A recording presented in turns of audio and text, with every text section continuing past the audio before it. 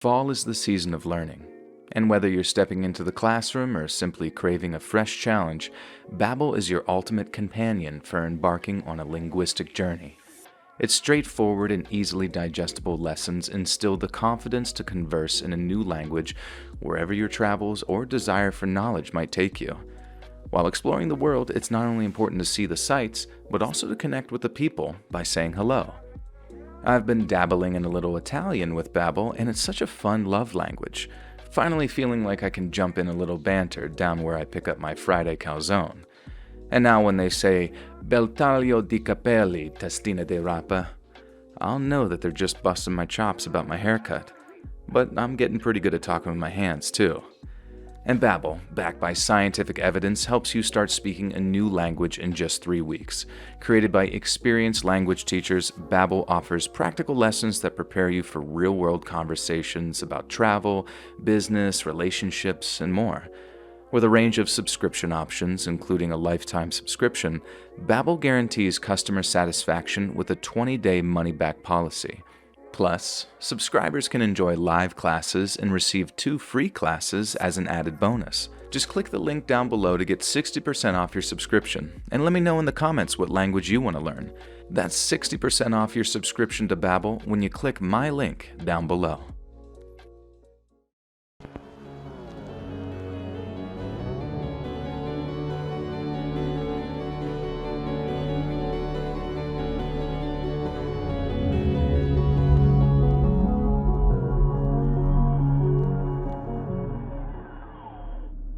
I'm a big fan of the channel, and I've been meaning to email you for quite a while now, but if I'm being completely honest, this whole process has been pretty difficult for me. I know that might sound a tad melodramatic, but revisiting one of the most traumatic events in my life in order to turn it into a cohesive narrative has been a deeply unpleasant experience. The scary story in question is something that I never want to think about, let alone spend hours writing about, but I decided to step up and get it done out of a sort of strange sense of duty. I feel like listening to the stories on your channel is an educational experience sometimes. Yes, the stories might be gripping, but they're not really entertaining, not in the traditional sense anyway. They have values because they constitute teachable moments, I always say, lessons that we can all learn to keep ourselves safer, and I think the people who write and send them in to you are almost providing a service in a way. But at the same time, I've come to appreciate what a difficult task it can be to turn our own personal horrors into readable stories. I suppose I'm just kind of rambling on now, but my point is that as much as I'm grateful to you, I'm even more thankful for the people who send their stories in. But enough of me going on about that, I'll just get to it.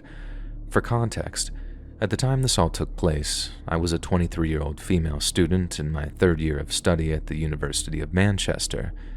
It was Valentine's weekend of 2016, and just after 6 p.m. on Friday the 12th, I was on my way back home following a long day at uni.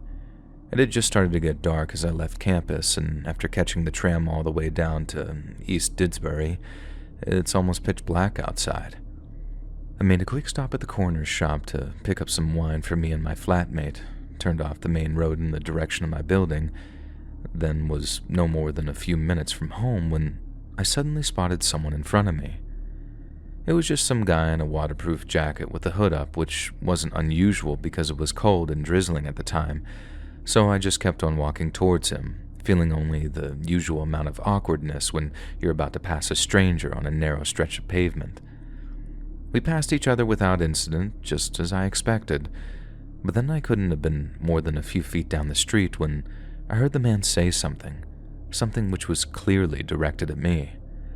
I didn't catch exactly what was said, but it was loud enough for me to hear that he turned around to say it to me in particular. So out of sheer politeness, I turned around and said, "Sorry?" As in, sorry, I didn't quite catch that. I don't know if he was drunk or something, but when he repeated himself, I was no closer to understanding him. However, what I did understand is the way he was looking at me made me feel very uncomfortable. Horrible even, so I gave him a sort of nothing apology, then kept on walking at a sort of slightly faster pace. It sounds crazy to type this looking back on it, but when I'd first heard him walking behind me, following me up the street, I wasn't really scared, I was more angry. Maybe if I'd just kept on walking and ignored him completely, things would have been different. But I gave in to that anger, turned around, and very sternly told that man to stop following me. In my experience, most men who act out of line like that just need a good telling off. Generally speaking, if you tell a man X or Y behavior isn't attractive, they'll at least make some small effort to correct it, but then some men are different. I'm not trying to be rude here either. I know this goes for all people, whatever they identify as, but sometimes you meet a person who just isn't. And by that I mean they look like a person, walk, talk, and act like a person, but they're not a person. There's something different. When I turned around and very sternly told him, "Stop following me or I'll call the police," I don't quite know what I expected him to do. Actually, stopping seemed quite high on my list, potentially followed by some sort of throwaway, antagonizing comment, something bad, but what I didn't expect him to do was throw a punch so fast that I barely had time to react.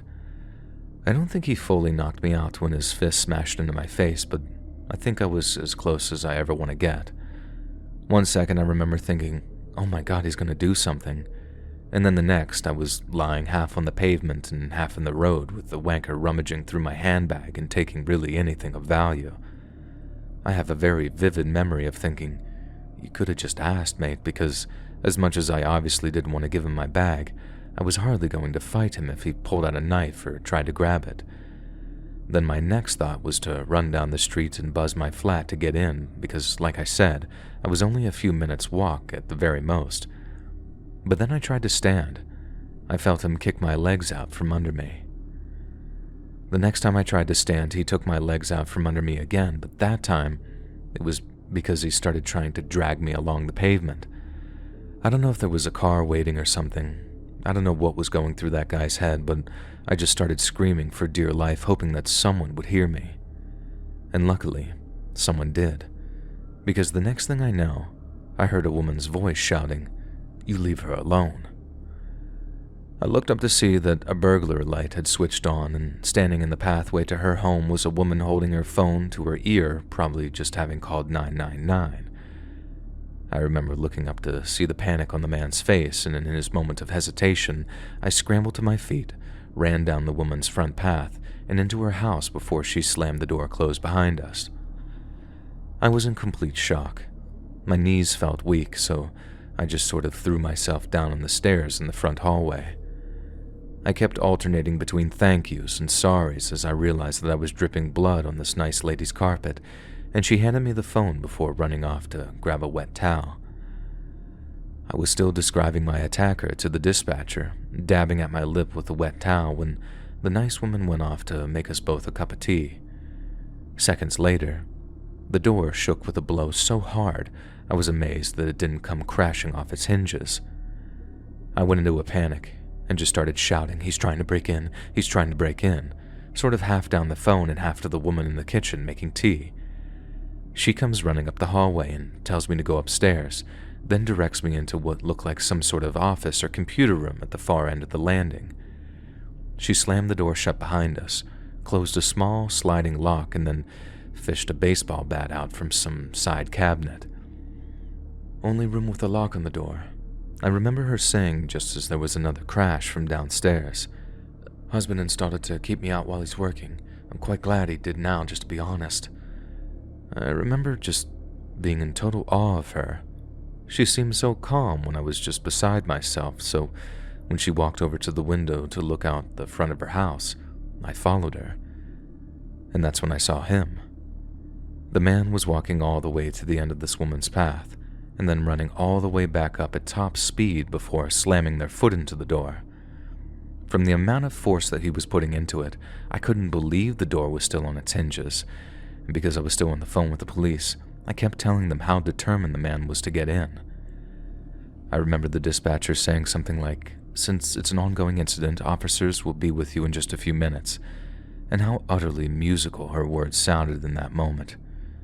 She wasn't wrong either, and although it felt much longer, the guy was only able to take a few more run-ups before the sound of sirens had him second-guessing himself. It didn't stop him, though. He was still trying to kick the lady's door in when the police showed up and took him down to the ground.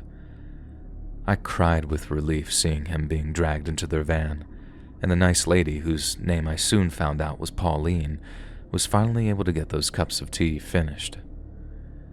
She ended up making 4 cups, 2 for us and 2 for the 2 police officers who stayed behind to take statements from us, and by the time all that side of things was wrapped up, her husband had arrived home to get the shock of his life. It was him that helped me gather up all my stuff from outside, everything except the bottle of wine that had smashed after that first fall. Then, once he was kind enough to help me get my things together, he gave me a lift home. My flatmate started calling me during the journey home wondering where I was. I didn't have the heart to tell her over the phone, so I just texted her saying, "Be home soon. No wine though." Luckily for me, she'd bought a second one, and she was only too happy to run out to buy a replacement once she'd heard what an absolute nightmare I'd just been in. The thing that makes me feel quite emotional to think about is just how lucky I was on a number of different levels too. Lucky the punch didn't break my nose or do any permanent damage. Lucky Pauline was there to rescue me. Lucky that her door didn't cave in like I know mine would have. But with that feeling of fortuitousness comes another, much darker kind of feeling. Guilt. I feel guilty that I managed to escape when so many others don't get that chance. I sometimes think about what might have happened if Pauline hadn't interfered, and it sometimes drives me to tears. I donate to a charity called the Survivors Trust, and I know it's only a few quid a month, but it's doing my part. It's me trying to make a difference for all the women and girls who didn't have someone to help them. I also still keep in touch with Pauline and her husband. We swap Christmas and birthday cards every year, and I send them a little wedding anniversary gift around the date in September too. Just like the donation to the Survivors Trust, I think it's the least I can do for them because without the kindness, compassion, and bravery they showed that night, I know that my life would be very different. And a few months later, I got a phone call from a detective who said he'd dealt with violent crimes. They caught the guy who attacked me, but by the looks of things, there wasn't going to be any kind of trial and it was unlikely he was going to prison. He was quick to assure me that this didn't mean that he'd be back out in the street, not anytime soon anyway. There would be a psychiatric assessment and the results showed that he couldn't be held legally responsible for the assault. In so many words, he was completely off his rocker, was scheduled to be moved to a secure psychiatric unit, and unless he showed signs of improvement, would be kept there indefinitely. As far as I know, he's still there, as I'm legally entitled to be informed of his release should that day ever come, but honestly, I can't see that happening anytime soon. I won't name the detective I spoke with because I think he told me 1 or 2 things he shouldn't have regarding my attacker's background, but to me, they were nothing short of jaw-droppingly shocking, so I think it's only right to share them with you too. The guy who attacked me was rescued from an abusive family at the age of 11, but it was discovered that the abusers weren't his biological parents. They told the truth about where the boy had come from and always insisted he was their child, but social services knew from the DNA test that the kid must have come from another set of parents. They asked if he remembered his parents, but he only had a few scant memories of them, and without any legitimate identification papers, there was no way of finding them. The boy then grew up in the foster system and immediately exhibited signs of severe trauma to the families who'd fostered him. He went from place to place, getting more and more violent as the years went by. He'd been in and out of prison by the time he was 21, and then when he was 22, he ran into me on a rainy Friday evening and just decided to go berserk. He never talked about why, and he was impossible to interview due to severe problems with his speech. I think that's why I couldn't make any sense of what he'd said to me, and apparently miscommunications like that had been a trigger for previous violent behavior. I only really mention all of that because, after I really understood where this guy had come from, it lifted a lot of hatred and fear off my shoulders. It didn't seem so random and senseless anymore. He wasn't some monster, just a severely damaged person who I was unlucky enough to bump into. I'm not saying that he shouldn't be locked up, but after learning about him, I wasn't burdened with all those whys anymore, which were definitely what were hurting the most. Some people were just broken, very broken. Others say they can't be fixed and that we'll never understand evil, but that doesn't mean that we shouldn't try, at least to take away the fear. Fear is what was ruining my life after the bruises had gone and my mouth had healed, and I refuse to be afraid any longer.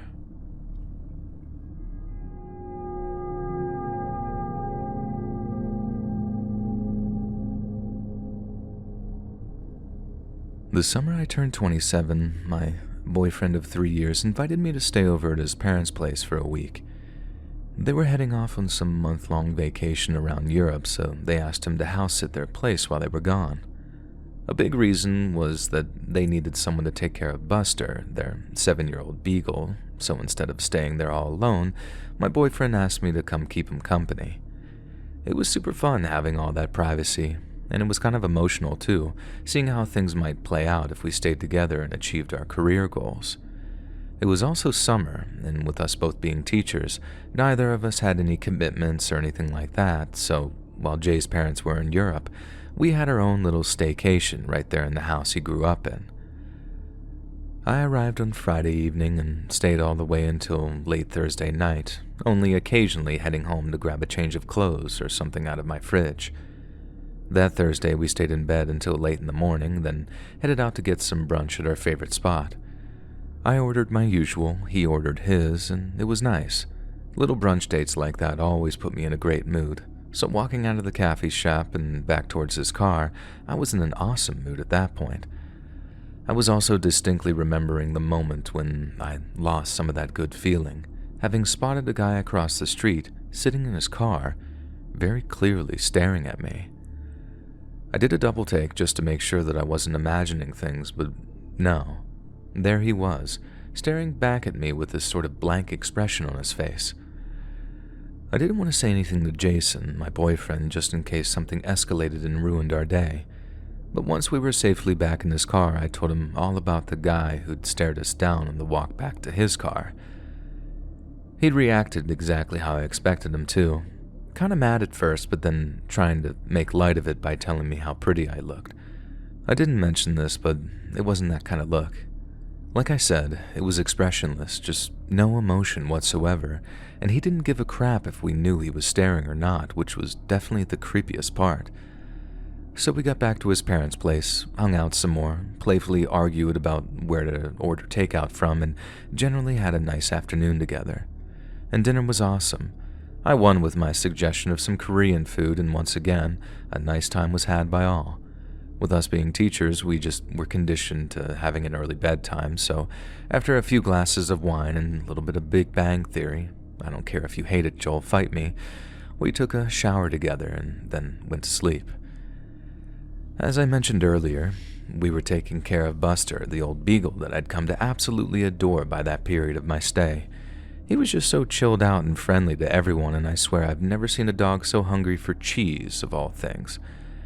Jason said that one time when Buster was a younger dog, he'd ate so much cheese that he puked and then tried to eat his own cheese puke once he got through puking. I don't think I've ever heard anything so disgusting in my life, but for some reason it made me love that dumb dog all the more. And I say dumb, but Buster had apparently gotten pretty smart in his older years. Whenever he needed the bathroom, he'd just walk up to the back patio doors of the house, sit his butt down, and then just stare at you and whine.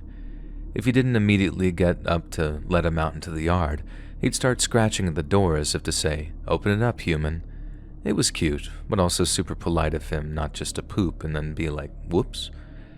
Anyway, that Thursday night, I remember waking up and needing to pee really bad, but when I was in the bathroom, I heard Buster whining. There was no scratching, just kind of whining, so after I finished with my pee, I figured that I'd go let Buster have his. But then right as I get to the top of the stairs, I see him right there in his doggy bed. Not by the door, but whining all the same. He's also not lying down in his bed like he'd usually be doing 23 hours a day. He was just sat up in it.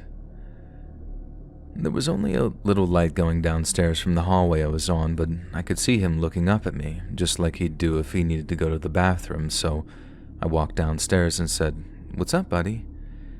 And right when I got to him, he turned his head to look at something in the TV room, and he kept staring until I too looked in the direction he was staring. There, Sitting on one of the two couches that faced each other was a man wearing dark clothing and a ski mask.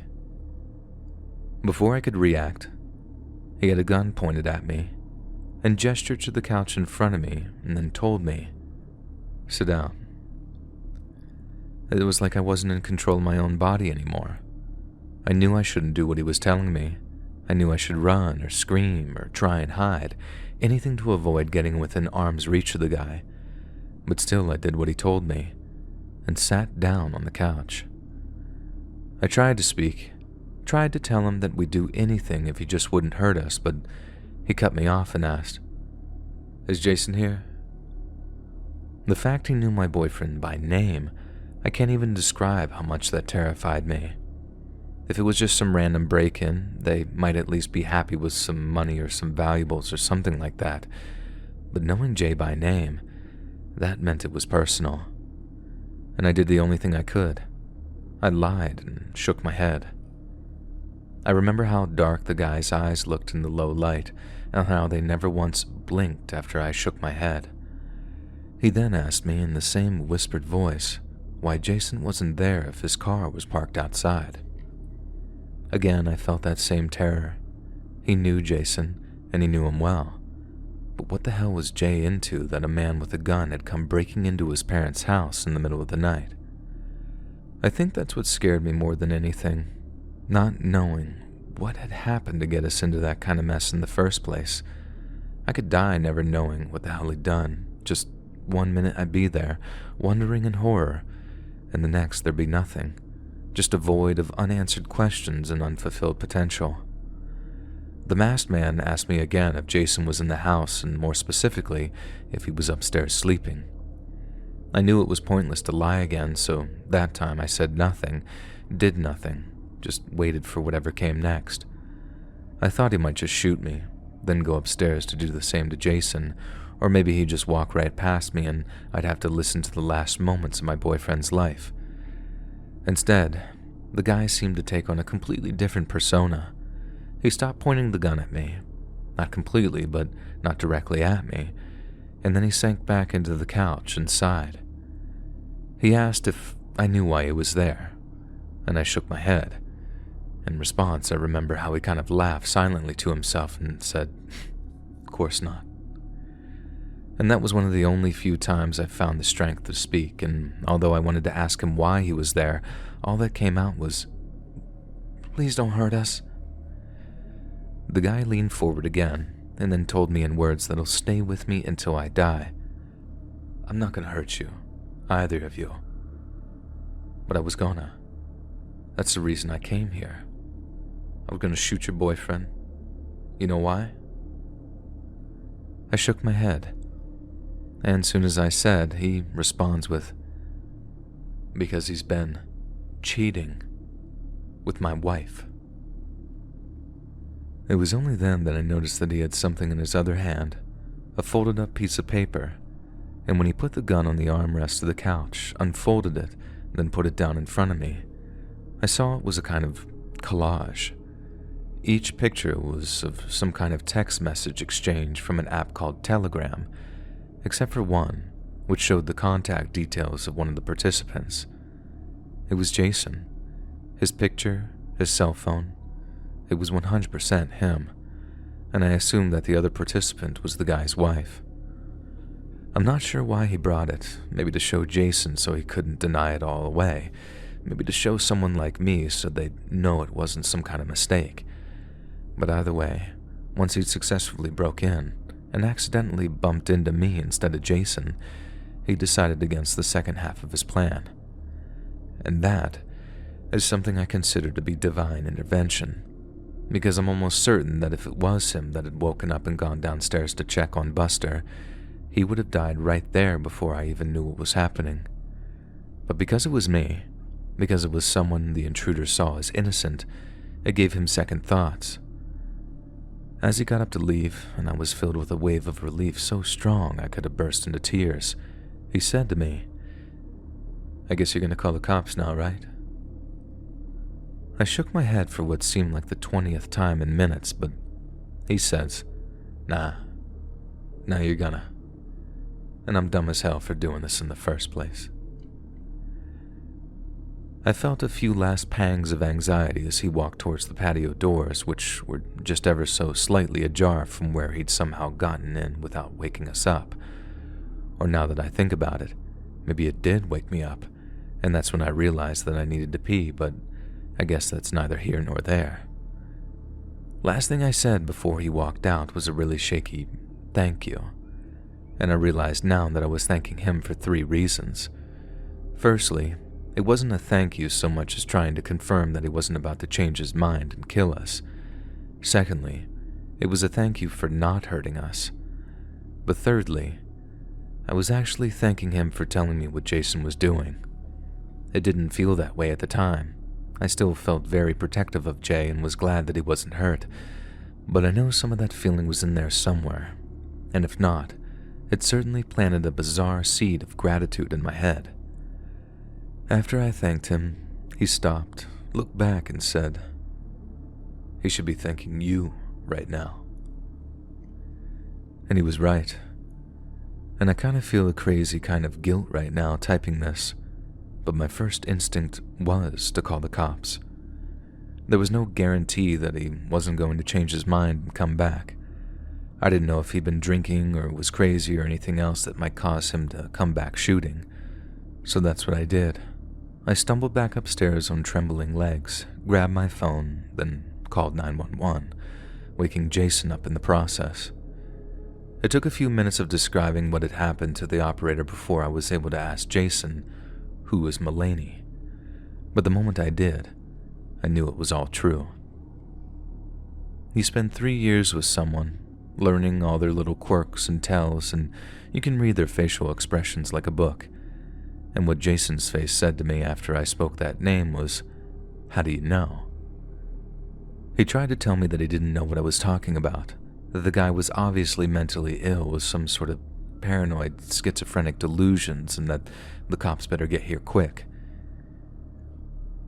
Even hearing him call me baby during all of that, that was the moment I stopped loving him, or at least when what love I once had for him started to die. It felt like a sick joke. I wasn't his baby, and if ever really had been, I sure as hell wasn't anymore.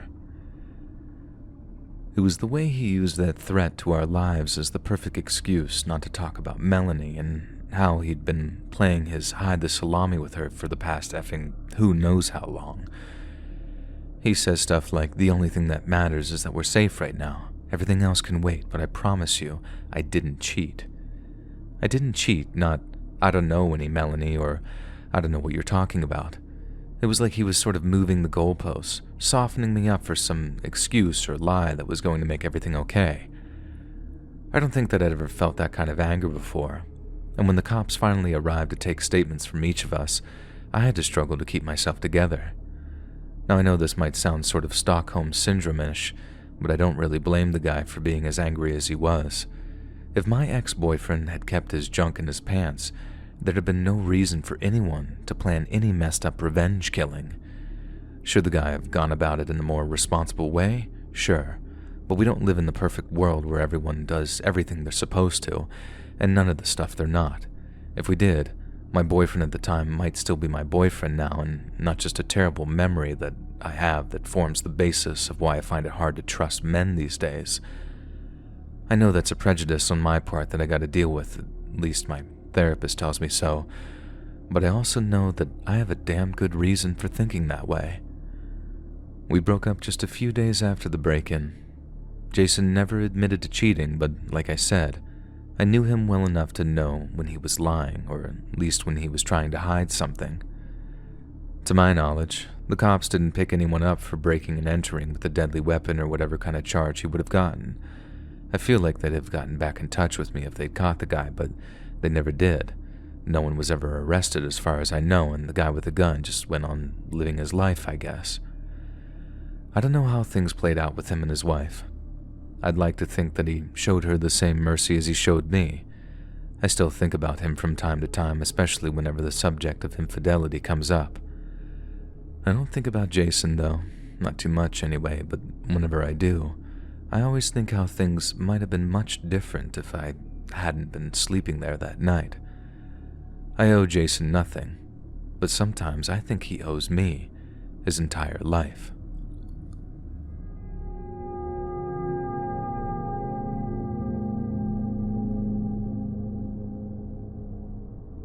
One of my first proper jobs was working as an overnight security guard around Barry, which is a town just southwest of Cardiff in Wales. It was an easy graft for the most part, and apart from a few close calls with some kids throwing stones, I was in more danger of getting caught sleeping on the job than being attacked or anything like that. And that's because all the places I guarded were what you might call low-risk guards. I was a young lad, barely out of school, with very little experience of the working world. So my bosses weren't in any rush to give me too much responsibility, and as a result, I got all the sites with training wheels, essentially. Condemned buildings, vacant construction sites, I got all those kinds of jobs, and since there was next to nothing of value on any of them, there was next to no risk to myself or anything else guarding them. The only true incidents I had during my brief career in security were, 1, the knobheads that I found trying to rob copper wire who ran as soon as I appeared, and 2, the junkies looking for a place to shoot up who again ran away as soon as I emerged, and number 3, the bloke who tried to burn down the site that I was guarding who made a surprise appearance in my dream I had a few nights after the incident. It's number 3 that makes up the story that I'm about to tell you today. I was on guard at an old special needs school that had been marked for demolition, a place called Greenways, and since the interior was deemed unsafe, I was posted in a porta-cabin situated in what used to be the school car park. It's been another easy guard, nothing remotely eventful happened for weeks, then, out of absolutely nowhere one night, I heard a loud smashing sound coming from the school. Someone was either vandalizing the place or was breaking in for some reason, and either explanation required a response on my part, so I got up, walked out of the cabin with my big mag-light torch that could have doubled as a melee weapon, and prepared to face off against whoever was damaging my guard. Like I might have mentioned, most people just scarper once they see some kind of security guard, so I wasn't all that worried, but definitely a bit apprehensive once I saw that whoever it was had smashed their way into the building via the old front doors. That meant that I'd have to go inside an old, dark school and patrol the corridors looking for whoever had broken in. I wasn't one of those guards who took things personally or let stuff raise their blood pressure, but I really didn't appreciate that this person was going to make me creep through the corridors like a freaking horror movie, shining my torch into rooms and waiting for that inevitable jump scare. But the second I walked inside, I knew getting a bit of fright was the least of my worries because all I could smell was petrol. It didn't even take long to find the person either. We crossed paths in a corridor maybe only a minute or so after I walked in, and in one hand, they were carrying a jerry can, in the other, a knife. Obviously, I wanted to know what he was doing spilling petrol all over the place, but the knife had my complete attention. I started backing off, keeping my torch beam on the knife and saying things like, "There's no need for anyone to get hurt, mate. I'm no danger, just let me leave." I knew once I was out that I could call the police and what have you, but bloody hell, seeing that blade had me absolutely cacking myself. From what little I saw of him, I could tell the person in front of me was this older bloke, maybe late 30s or early 40s, and aside from the great big bloody knife in his hands, he just looked like your average dude. He looked just as frightened of me as I was of him, and all he said as I backed off was, "Don't try and stop me." I told him I wouldn't dream of such a thing, and that he should be very careful throwing flammable liquid around like that, especially in an old wooden building. It seems like a daft thing to say in retrospect, but I think I wanted to make it clear to the guy that I was on his side. I wanted to make it look like I had his safety in mind too, even though all I could think about was legging it out of there and calling 999. He didn't respond to my first comment. He just kept on dousing the walls and floor in petrol, then moving along up the corridor. But then, once I was safely at the door, I called out down the corridor again. "You're not going to set this place on fire, are you?" I barely got the words out before he turned around and screamed so hard his voice broke a bit. You don't know what they did to me. You don't know what happened here. You don't know. You don't know. You don't know. This was echoing through the halls. And what do you even say to that? I mean, honestly, if that were you, what's your response to a guy screeching that at the top of his lungs? I don't know what you could have come up with, but I couldn't think of a single thing. All my brain power was taken up wondering what happened to him that was so terrible that he had to burn it down. I never came up with anything, not on the spot, but I knew the best thing for me to do was put as much distance between me and this bloke as possible. And the last thing I heard him say as I was on the way out was something like Helena or some girl's name, and because of the implications of what he said, I assumed a girl named Helena had gone through something terrible and not the guy looking to burn the place down. I don't mean to sound insensitive, but it was an old special needs school and the bloke didn't seem like he had anything wrong with him, at least not on the surface anyway. Not that any of that mattered because I was in no position to start prying into the guy's life. I needed to just get away from him, then ask questions later, maybe even get answers from a newspaper depending on how bad things actually got, who knows. I didn't think the Portakabin would be safe, not if he was planning on turning that old school into some blazing inferno, so I ran all the way into the car park, past the main gates, across a dual carriageway, then called the police from a bus shelter on the other side. I was in a well-lit public place, but I could still see the school, or at least I could still see some of its silhouette against the night sky, and there was no way that I was calling the police from anywhere else. The last thing I wanted was for this guy to be able to use the sound of my voice to hunt me down on a dark street. I'd been frightened enough for one night. I remember the 999 lady asking if I needed police, fire, or ambulance, and me saying, I think all three. I told her about the guy, about his knife, and how he seemed all frantic and wanting to burn the old school down. So she'd send police first and kept me on the line to keep an eye out for signs of smoke or flame. I don't know if that was all the adrenaline making it seem like time was dragging on, but it got to the point where I thought the bloke might have changed his mind, or, I don't know, broken his lighter or dropped his matches. After getting caught in the act, you'd think that he'd have hurried things along, but it took longer than I expected to see the flames, and once they took quick, and the whole place seemed to go up like a great big bloody tinderbox. The police arrived first, and obviously they were going nowhere near that burning building. They just stopped outside the gates with their lights on, and I went over to meet them.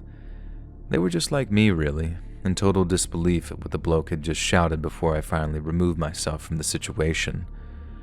I tried to give them as good a description as I could, but I'd been so focused on the knife on the way out that the bloke's face was just sort of a blur in my memory at that point, and it was pretty dark, I guess.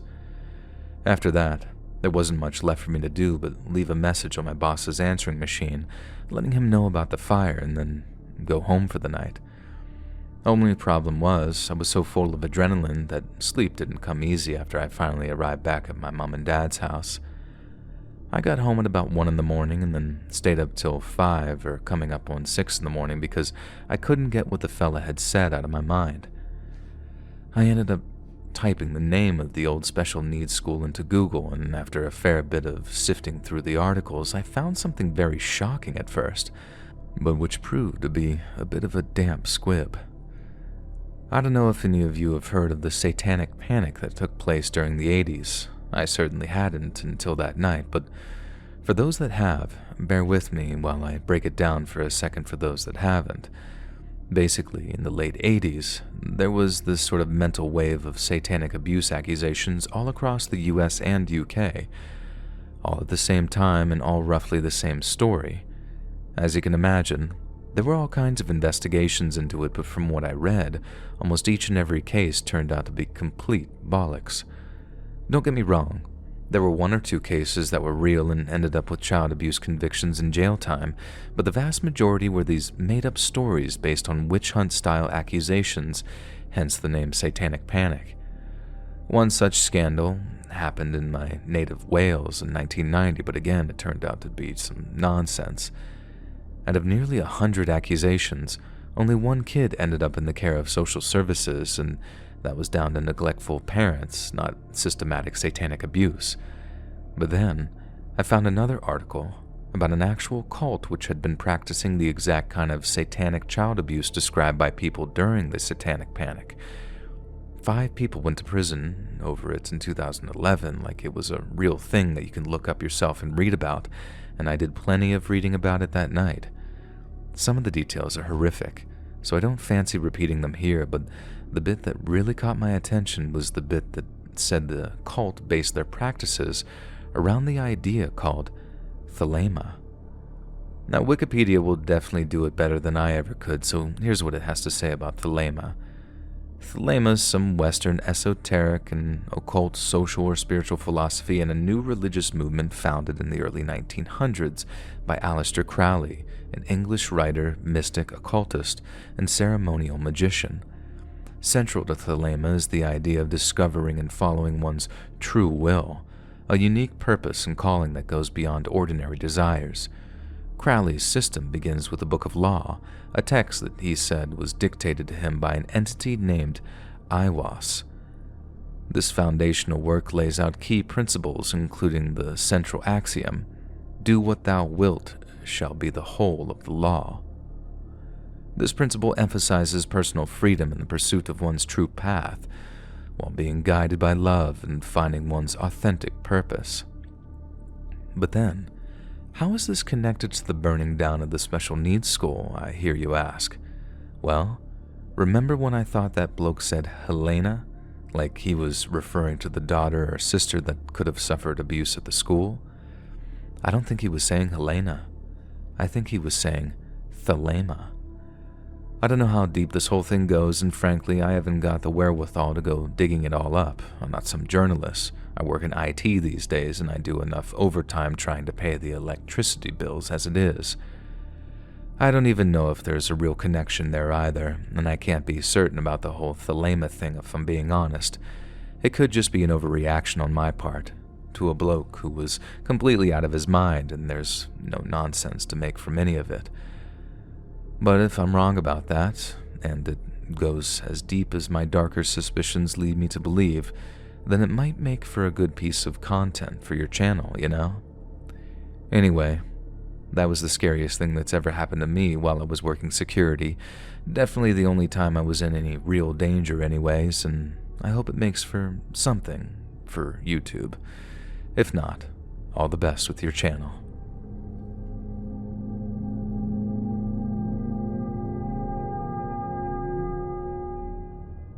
My ex-girlfriend's little cousin used to work for some cleaning company in the city.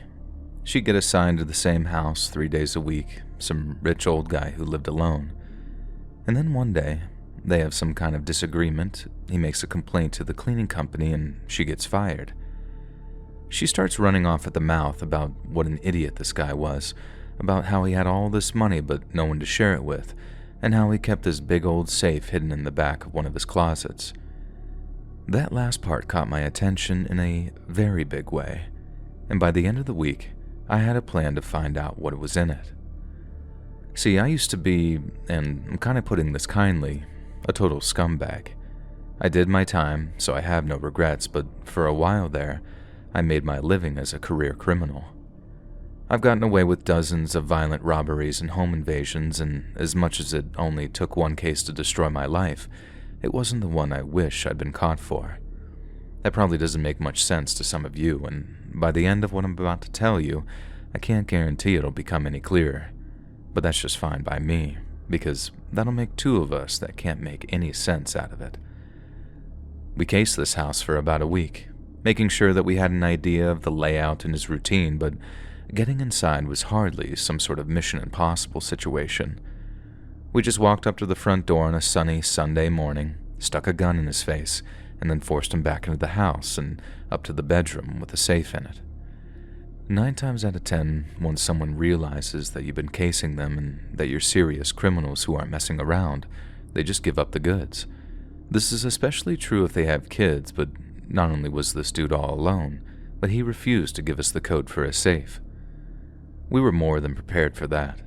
We dragged him to his bathtub, shoved his own dirty underwear into his mouth, and then waterboarded him until he was literally shaking. We'd only had to torture someone one time before that, and I can't say that I enjoyed it. Only a real psycho gets a kick out of hurting people, so to me, it's something I want done quick and quiet. Waterboarding is perfect for that. There's no screaming. The person's never really in any danger, and it's so scary that I've never seen anyone last more than a few minutes. But our middle-aged bachelor was taking it like a champ, way longer than any of us expected. We pulled the underwear out of his mouth, asked him for the code again, but he just clamped his lips shut to try and stop us from forcing his soaking wet boxers back into his mouth. We did maybe 5 or 6 cycles of it, and he didn't say a goddamn word. Then finally, he spoke, and I swear to Jesus Christ that I'll never forget what he said for as long as I live. Just kill me, please. He was broken, or almost broken anyway. His voice sounded like he was about to start bawling any second. I think his response was so unexpected that it didn't really sink in for one of my partners, who suddenly tried this good cop approach of, "Listen, no one has to die, old man. Just give us the effing code." He shook his head. He shoved the boxers back into his mouth, and it all started over again. A few more cycles, and he decided to talk again. This is what you think it is. Please stop." One of my partners dragged him out of the bathtub, sat on his chest, and then told us to cover his mouth before he shoved a taser in his junk. After that, he was ready to talk. He told us the code, and we plugged it into the keypad, and then hey, presto, the door unlocked, and we pulled it open to see that he was right. There was nothing in there. Nothing of any obvious value anyways. There was just a bunch of what looked like books and then a whole bunch of VHS videotapes. This was the first time we made a serious error of judgment, as we were as angry as you can imagine. And in desperation, one of my partners runs off into the other bedrooms looking for watches, jewelry, anything to ensure that we don't walk away completely empty-handed. Me and the other partner, we stayed behind to watch our hostage and kind of root through the safe for anything hidden away. After all, the smart thing to do is disguise things, right? Make us think that we've made a mistake. When in reality, all the diamonds had been sewn into the spine of a book or secretly stashed away into the shell of an old VHS tape.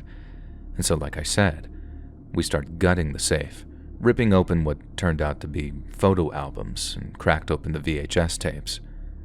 We started with the tapes, but there was nothing in any of the ones we smashed, so we turned to the photo albums, and the second one we opened, we kind of froze.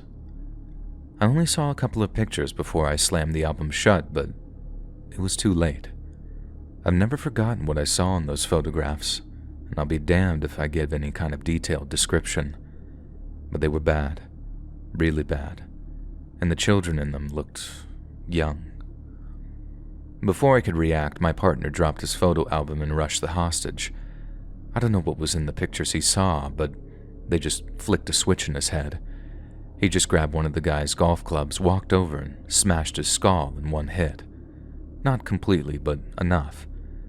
Our other partner comes back with a few things in his pockets, but then freaks the F out at the sight that greets him when he walks back into the bedroom. We all know that we had to just get out of there, leave town for a while, but maybe the country.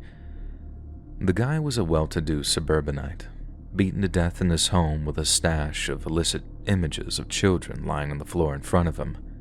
Big scandal or no, the cops would be after us, maybe even the feds if they thought we were involved in the stuff in the photo albums.